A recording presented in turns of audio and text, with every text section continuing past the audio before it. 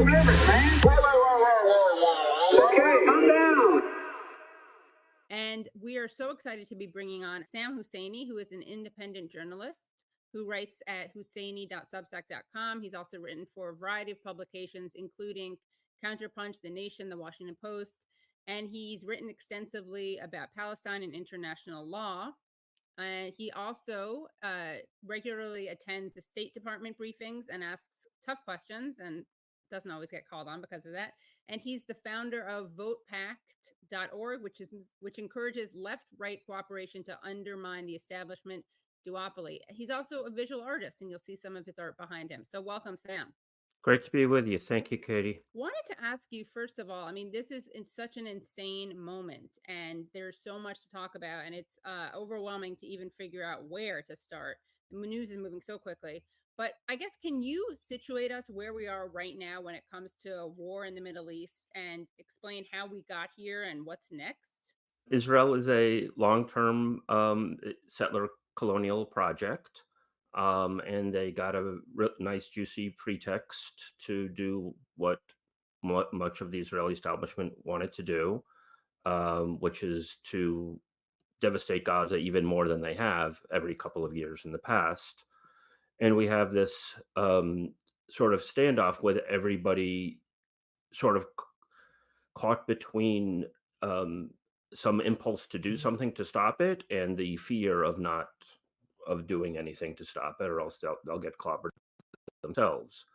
So we saw that very vividly in terms of Hezbollah in Lebanon, which is an armed resistance group, but is also a political party in Lebanon, which has been maliciously, smeared as simply a terrorist group by the U.S. and Israeli establishments. And Nasrallah, their very charismatic leader, probably the most, you could almost call him a populist voice, the most prominent populist voice. And well, you said you just had a show on him. Probably the most compelling voice critiquing U.S. and Israeli policy in the Middle East, as well as, and he fundamentally drove Hezbollah as a whole, drove Israel out of Lebanon in 2000, and then basically drove them out again in 2006. Also, as we saw, just one interesting thing, we did do a clip of this. I can't remember if it's included. I think it is, but he distinguished between, Zionism and Jews, which is something a lot of critics of Zionism does. But it's just interesting because, Hezbollah is framed as anti-Semitic so frequently. So very much so, and I'm sure that he adopted that stance very early on. But it's fairly commonplace now among Islamic movements. I mean, Hamas changed their charter several years ago to that effect, and so on. The latest, of course, is that Iran has retaliated against Israel. It's not, there was sort of a coordinated pseudo retaliation back in April that might have been more performative than anything else. It's not clear. This seems to be more substantial than that and less performative, but it's not totally clear. I recently saw some reports that Dimona was one of the things hit, and they also targeted Mossad headquarters. They seem to be attempting to target what are all too legitimate military targets. I mean, I'm not a militarist at all, but they're not, aiming for schools here and such, unlike Israel. And Dimona is particularly important, of course, because that is the site of Israel's nuclear weapons capacity, which it and the United States refuse to acknowledge. So they are, I think, effectively trying to put that front and center. I should add, because I was at the UN last week, Iran, about, 48 hours ago, maybe 72 hours ago, asked for another urgent meeting of the UN Security Council. And as far as I can tell, they got pretty much blown off by the Security Council. So, and they put out a statement just a couple of hours ago saying that they were, acting with regards to their Article 51 rights under the UN Charter of Self-Defense, and that because Israel had repeatedly struck Iran, they assassinated Haniyeh, the political leader of Hamas, in Tehran, and obviously other provocations, to put it politely, by Israel. So that's the best I can do for a thumbnail. You also questioned the French Foreign Minister Jean-Noël Barrot at the UN, and let's take a look at this clip. You have been working with Americans on that proposal. Can you just... Sorry, and just explain, this is not you at the beginning. So someone else, a reporter is asking Barrot a question, then you're going to respond after. So you have been working with Americans on that proposal. Can you just give us a bit details about this? Is it ready? Are you getting close for agreement on both sides? You will get the details when it becomes public. Vous aurez les détails quand il sera public. Isn't this a consequence of the failure of the Security Council to properly implement the orders of the ICJ of May? You and most of the rest of the Security Council voted for a U.S. resolution that falsely claimed that Israel agreed to a ceasefire resolution. Didn't that, in effect, give Israel a green light for further aggression? Non, les résolutions du Conseil de sécurité sont la base de la plateforme que nous sommes. So as Sam points out in the subtitles, or whoever subtitled this points out, he's answering in French. He's entirely fluent in English. And then we're going to go back to we're going to share what his response is shortly. But first, let's just watch this back and forth. Sur la base que nous sommes en train d'élaborer avec nos partenaires américains. Et je crois qu'au contraire, il était très utile de convoquer cette réunion urgente du Conseil de sécurité qui a permis à chacun de s'exprimer et évidemment à la communauté internationale d'appeler à un cessez-le-feu le plus rapidement possible. We don't have automatic translation here. Could you please give an English response? You're literally speaking a different language. I understand, but we don't have translation. Were they actually telling you there that he was speaking in French, or that he was French? What were they trying to clarify when you say? I think they were trying to clarify that it's legitimate that he speaks in French. It's an official language. Yeah, I see. Yeah.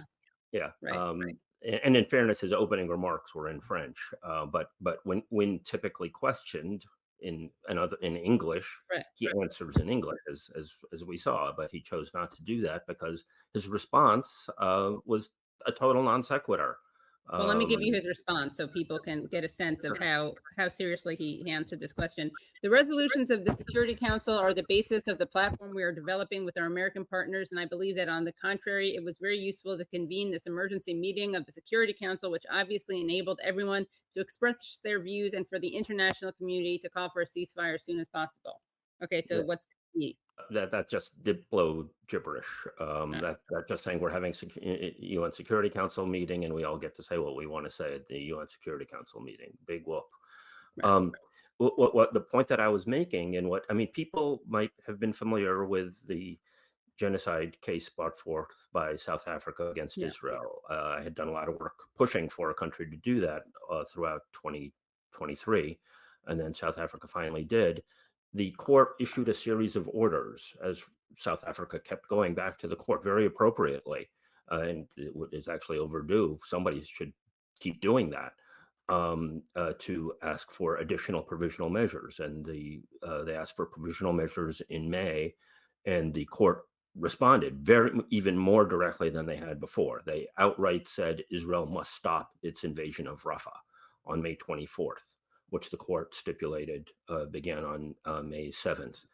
Algeria put forward a resolution for the Security Council to vote on. The U.S. scuttled it and then eventually put forward its own resolution after Joe Biden made his phony baloney propaganda statement that Israel has agreed to a ceasefire. Why the hell is Joe Biden making a statement about Israel agreeing to anything? And then they got the Security Council to pass the U.S. resolution, which made no reference to the orders of the International Court of Justice on June 10th. And Joe Biden, every time he talks about Gaza, brags about this appropriately. It was a substantial accomplishment to sabotage international law. So during the debate with Trump, I know it didn't go well for Biden. I think that was arranged, but that's a subject for another day. He bragged about it. Anytime that Joe Biden gets a chance, this is his main talking point. The Security Council gave their blessings for their so-called ceasefire process. So they effectively hijacked the language of the peace movement.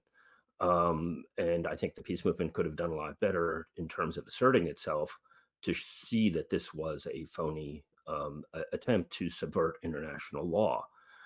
You mentioned earlier, Katie, the rules-based order. I think that's another way of subverting international law, right? The US talks about a rules-based order. What does that mean? They get to implement whatever rule seems useful to them at any particular time. So if they want to invade Afghanistan, they talk about feminism. They invoke rules around that. They want to do this, then they'll invoke rules around that. So they get to decide which rules gets invoked at what point.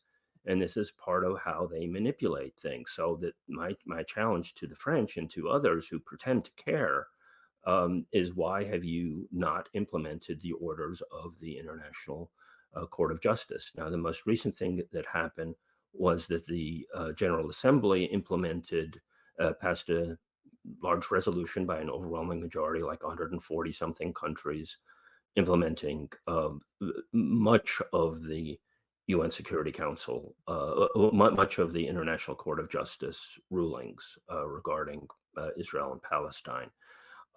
But it has some teeth. It talks about some level of sanctions, but it seems to be, targeting, settlement activity and so on, which is perfectly appropriate, but it's not broad-ranging sanctions with real teeth, like the General Assembly did with respect to South Africa, for example. So there's a lot of work that needs to be done there. I think that this is a main lever for people, especially activists in New York. I spent a week in New York, and the whole area was cornered off while I was there, because it was, these high-profile meetings. But typically, the U.S. mission to the UN, right across the street from the main UN building, is a huge, juicy target for real protests, especially with activists and students not being welcome on their own campuses. They can literally take the world stage by taking their grievances directly to the US mission to the UN. And that would change the dynamics, because the other missions can say, look, you can't even keep your own people on the reservation. Who are you to be bossing us around at the Security Council when you got, whatever it is, dozens of kids, hundreds of people in front of the US mission on a regular basis. So I think that is a major thing that people can do if they're in New York, especially.